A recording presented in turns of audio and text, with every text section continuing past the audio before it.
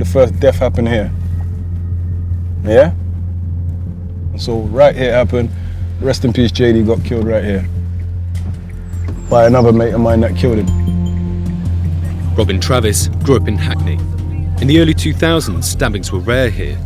He was 14 when it first happened to him. Do you know how many times you've been stabbed?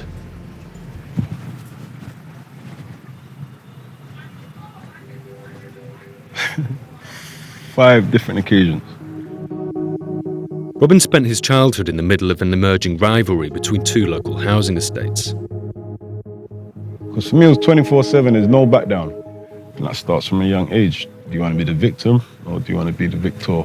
He wrote a book about his experience of violence growing up, hoping to shed light on the mindset that causes it, and he now hands it out to young people who he sees are at risk. Enjoy it, yeah? After getting stabbed, that's when everything about you can change, because I was never a gangster, never a bad boy. There was no gang initiation stage, there was none of that crap. Friends from my estate, grew up together, got stabbed, things changed. At 14, you're meant to be thinking about what subjects you're going to choose for year 10. That's what you're meant to be doing. I wasn't doing that. I was planning how I'm going to kill this boy and get away with it. That fucked up my childhood, in a nutshell. The prospect of being stabbed is all too real for young people across London. Robin regularly visits the Hackney neighbourhood where he grew up. These boys are still children. Because of their age, we decided to obscure their identities. 16 years on, what's changed? Absolutely nothing other than social media. Give me an example of how social media is used to fuel the violence. Snapchat. Snapchat. So if me and him had a fight now, he beats me up. They take out the phone, they record it. If he didn't record it, then he's only embarrassed between the people that saw it. If he's recording it, everyone sees it. And from then it escalates, innit? Anyone can see it. So how much of it is gangs got to do with it? It's not always gang related. Listen to that word, that's what the media told you. It's mostly retaliation, innit? And how much of it is just the reality of growing up for people? No, it just all depends where you go, who you chill with. Yeah, because we live in Hackney. We live where it happens, isn't it? This is where we live, this is where it happens, isn't it? They've grown into it though. Who here thinks that it's a possibility that they could get stabbed? Anyone can get Anyone. After this, we walk in shop, done. Simple, easy, quick. Nowadays, you have to carry a knife, either involved or not, because if you're chilling with, or you're hanging around with others that have a problem with someone else, then you're automatically involved with that. So if you're walking with your mum, walking Dalston or wherever, shopping, you're a target if they see you. That's it, really.